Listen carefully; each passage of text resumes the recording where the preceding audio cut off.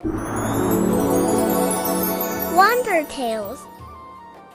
एक बहुत दूर के देश में, जिसका नाम रोशनीपुर था, वहां एक प्यारी राजकुमारी का जन्म हुआ। राजा और रानी की खुशी का ठिकाना न रहा। उन्होंने उसका नाम रखा आरुषि। राजकुमारी के पहले जन्मदिन पर राजा ने एक बड़ा उत्सव रखा। उस उत्सव में 7 सुंदर चमकीली परियां आईं, जो आरुषि को आशीर्वाद देने आई थीं। पहली परियों ने आरुषि को सौंदर्य का वरदान दिया, दूसरी ने बुद्धि का, तीसरी ने संगीत का हुनर दिया। बाकी परियों ने दया, साहस और खुशी जैसे प्यारे वरदान दिए। जैसे ही छठी परी अपना वरदान दे रही थी, अचानक आसमान काला हो गया। एक तेज बिजली कड़की और वहां प्रकट हुई अंधेरी जादूगरनी तामसी। वो क्रोध से भरी हुई थी क्योंकि उसे दावत में नहीं बुलाया गया था।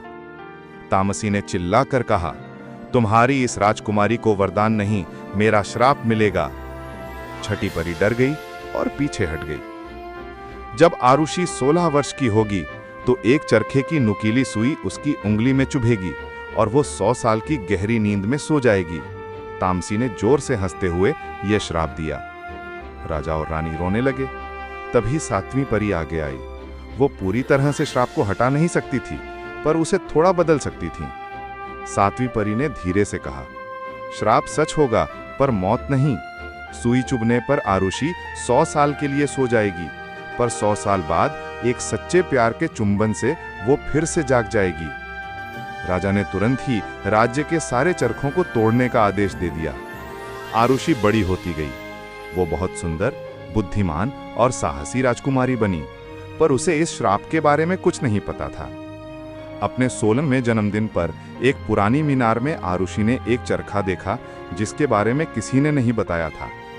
जिज्ञासा में उसने चरखे को छुआ और सुई उसकी उंगली में चुभ गई। राजकुमारी और पूरा महल गहरी नींद में सो गया और उसके चारों ओर एक मोटी कांटेदार झाड़ी उग गई, 100 साल के लिए एक सच्चे राजकुमार का इंतजार करते हुए। 100 साल पहले एक गहरा जादू फैल गया था।